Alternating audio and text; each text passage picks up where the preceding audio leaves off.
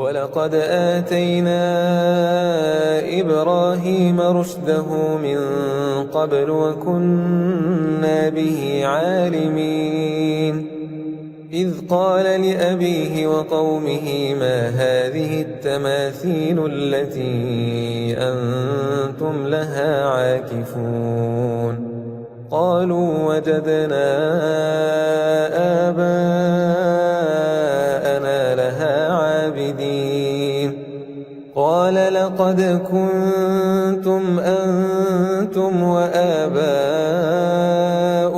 في ضلال مبين قالوا أجئتنا بالحق أم أنت من اللاعبين قال بل ربكم رب السماوات والأرض الذي فطرهن وأنا على ذلكم من الشاهدين وتالله لأكيدن أصنامكم بعد أن تولوا مدبرين فجعلهم جذاذا إلا كبيرا لهم لعلهم إليه يرجعون قالوا من فعل هذا بآلهتنا إنه لمن الظالمين قالوا سمعنا فتى يذكرهم يقال له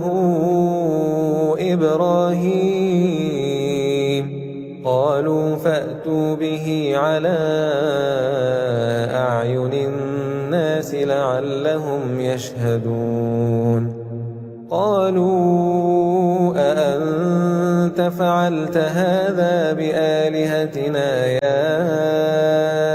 إبراهيم قال بل فعله كبيرهم هذا فاسألوهم إن كانوا ينطقون فرجعوا إلى أنفسهم فقالوا إنكم أنتم الظالمون ثم نكسوا على رؤوسهم لقد علمت ما هؤلاء ينطقون قال أفتعبدون من دون الله ما لا ينفعكم شيئا ولا يضركم أف لكم ولما تعبدون من دون الله أفلا تعقلون قالوا حرقوه وانصروا آلهتكم إن كنتم فاعلين قلنا يا نار كوني بردا وسلاما على إبراهيم وأرادوا به كيدا فجعلناهم الأخسرين ونجيناه ولوطا إلى الأرض التي باركنا فيها للعالمين ووهبنا له إسحاق ويعقوب نافلة وكلا جعلنا صالحين وجعلناهم أئمة يهدون بأمرنا وأوحينا إليهم فعل الخيرات وإقام الصلاة وإيتاء الزكاة وكانوا لنا عابدين.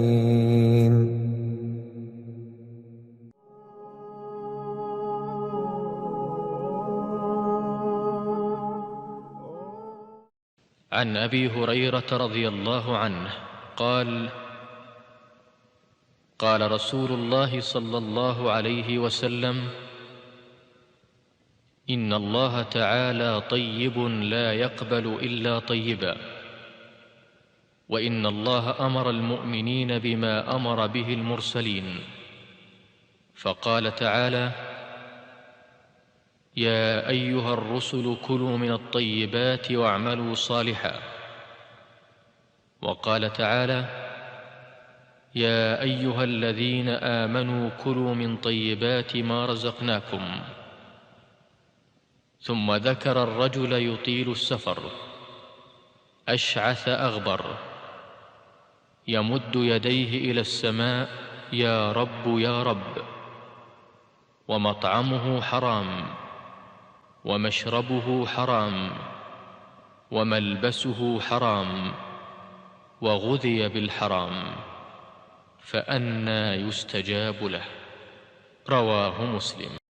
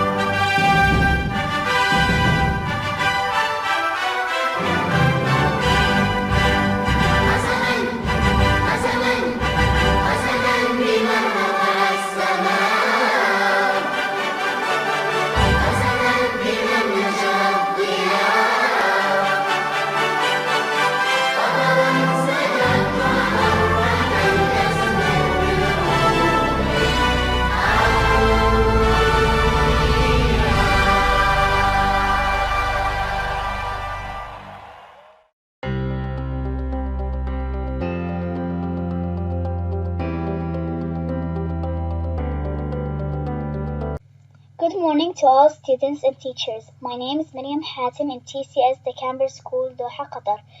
TCS is one of the best schools in Qatar and I really appreciate that I am a student in it. Today I will read out a poem in the title of In the Best School TCS. A friend once came to me and questioned that why do I like my school? So I answered, it is a school of everybody's priority, a school surrounded with honesty. All classes is full of colorful postures and fun, as well as the smile has always been on each and every one. It taught us many valuable lessons. One of them we learned was that our mind is our greatest weapon. Students were listened by their peers, and the days had been brighter and brighter with the passing of the years. I love my school and we all love it still. The Camber School is the best school of all and it always will. Thank you all for listening. I hope you enjoy it. Always wear your mask and stay safe.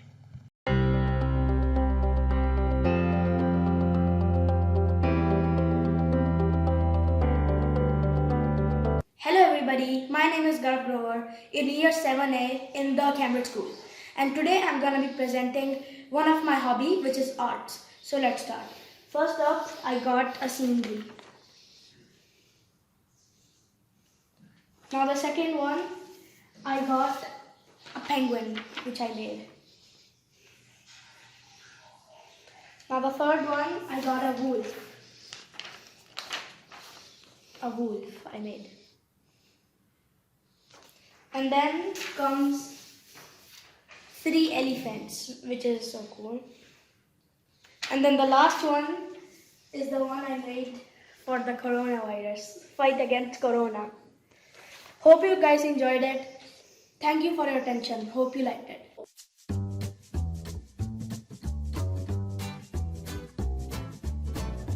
Good morning all. Welcome to our today's sports activities. We wish to welcome you all so that you may take part with our sports activities today. Welcome and let us enjoy. Stand up everyone, please. Activity number 1. Our exercise number 1 is Soja Marching. I'm going to demonstrate and then we'll have to do all of us together.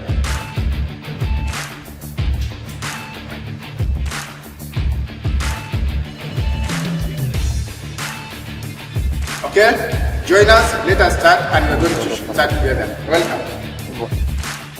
1, 2, 3, 4, 5, 6, 7, 8, 9, 10. Activity number 2. Our exercise number 2 is overhead clapping. I'm going to demonstrate and you see what we're going to do. Make sure you jump and clap your hands over your head.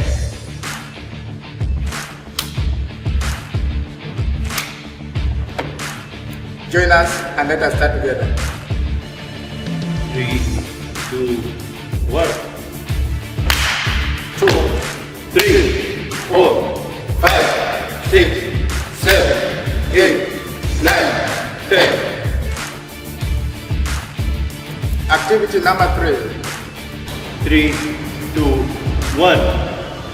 1, 2, 3, 4, 5, 6, 7, 8, 9, 10. Activity number 4. 3, 2, 1. 1, 2, 3, 4, 5, 6, 7, 8, 9, 10. Activity number 5.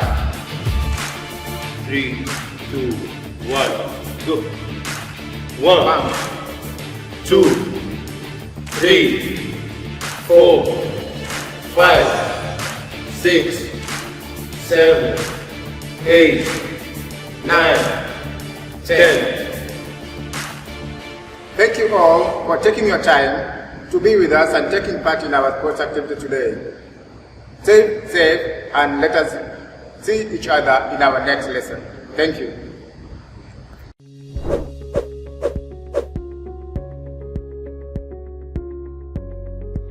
Simple precautionary measures can be applied to limit the transmission of the new coronavirus known as COVID-19 in small food retail premises. It is important to limit the number of people present in the premises at the same time to ensure physical distancing. A safe distance needs to be maintained between customers, particularly in waiting areas. It is advised that customer service providers clean their hands with an alcohol-based hand sanitizer after serving each customer. It is also important to wash your hands with soap and water or to clean them with an alcohol-based hand sanitizer after carrying out non-food related activities such as disposing of waste or touching non-food surfaces. When possible, it is advised to restrict direct contact between customers and food products, particularly produce, through some of these measures: setting a physical barrier between customers and products, having the orders prepared for each customer. It is also advised to dedicate one individual to deal with payment procedures involving handling of money when possible. The cleanliness of the premises needs to be maintained at all times, and it is important to continuously clean and sanitize surfaces used for food preparation or food display. By adopting these simple precautions, you can maintain a safe work environment and protect yourself and your customers during the current COVID-19 pandemic.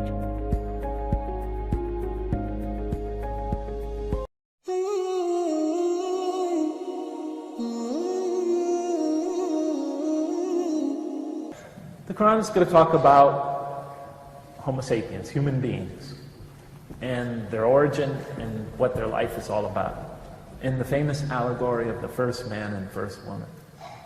So that begins in the 30th verse of the second surah. Should I stop here? Okay. We just have to give him 1 minute to switch. So I've come to the 30th verse of the Quran. Now up till now, I am impressed with the author's style, but I'm only 36 verses into the Quran. I'm not so impressed that I'm captivated by the scripture. But I come to the 30th verse and it begins, "Behold, your Lord said to the angels." Behold, your Lord said to the angels. So we're about to hear a heavenly announcement, a heavenly election, a great moment. So, this great election. Behold, your Lord said to the angels, I'm going to put a vicegerent of mine on earth, a viceroy, an emissary, a representative of mine. This is a noble election. God is about to create man and assign him a noble role. I immediately said to myself, no, he obviously got the story all wrong. Man is not put on earth to fill some noble role. He's put on earth as a punishment. Because that's, in my religious tradition, the one of my birth, the one I abandoned, and I'm not putting it down, but that's the way the story is told. And I felt the author got confused when he was, repeating the story. I mean, this was my perspective. Behold, your Lord said to the angels, I am about to put a vicegerent of mine on earth.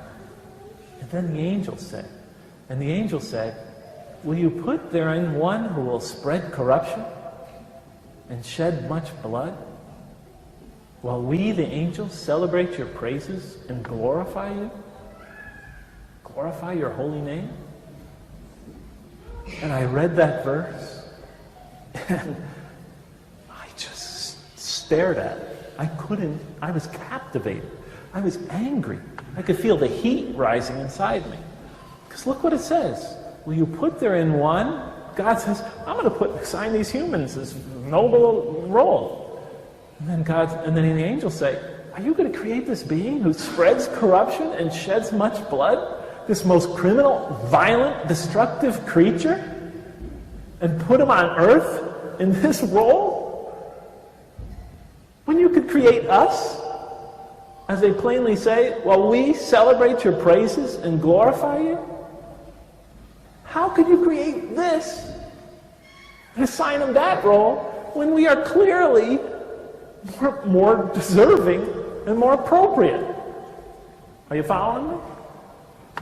And that was my question. That was my life.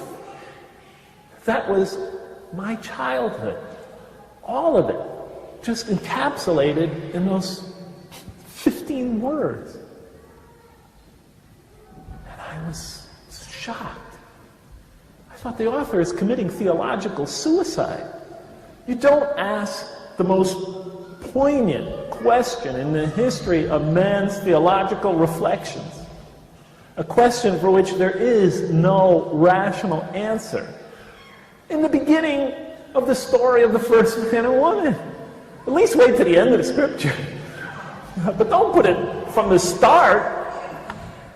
I had to find out how he answered the question. As disturbing as I thought the question was, how it brought back all my childhood, I had to find out. And so I was hooked. I wanted to see how the author answered that question. So I began reading through the Quran. And I immediately got some hints, but it didn't fill in the picture. So I kept reading and reading and reading. And to tell you the truth, and this is what I'm going to talk about tomorrow, at tomorrow's lecture, for the youth, for the people who consider themselves youth. By the time I had finished the Quran, all the arguments I had against the existence of God, all the premises I had built against his existence, one by one, I saw them falling apart. So by the time I finished the Quran, I had no more argument against the existence of God. But not having an argument against God is not the same as having a reason to believe in Him. Once my daughter Jamila asked me, Daddy, I understood, we go on walk after walk after walk, and we discuss these things. I understood how you found in the Quran answers to all your objections to the existence of God. But what made you believe in God? She's a very bright girl. Because she understood not having an argument against is not the same as having a reason to believe.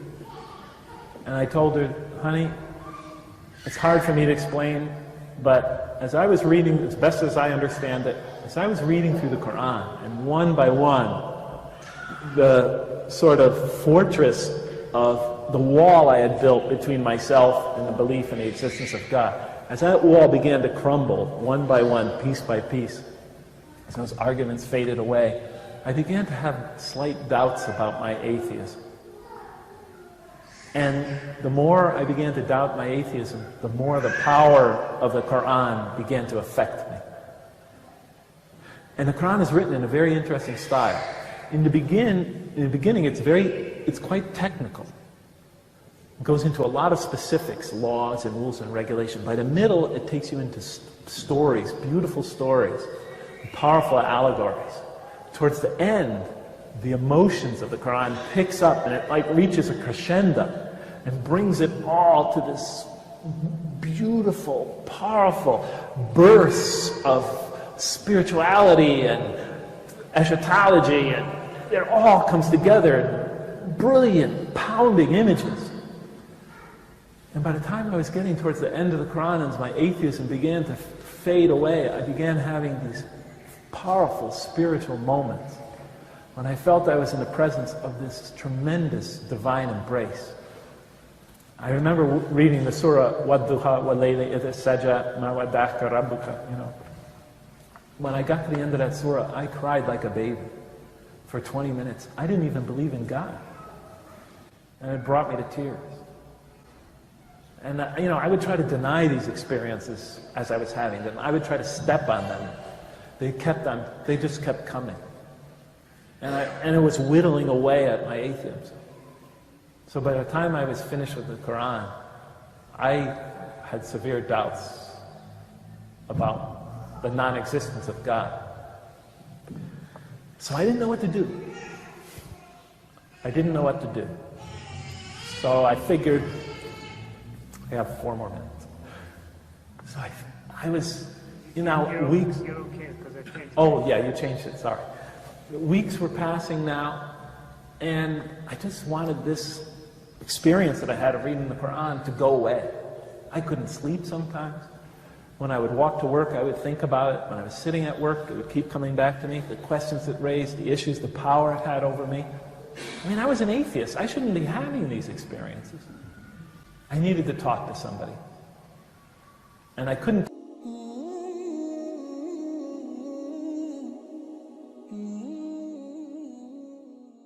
إني أحب الهاشمي محمدا حبا تهيم به القلوب وتخفق في كل حين أستلذ بذكر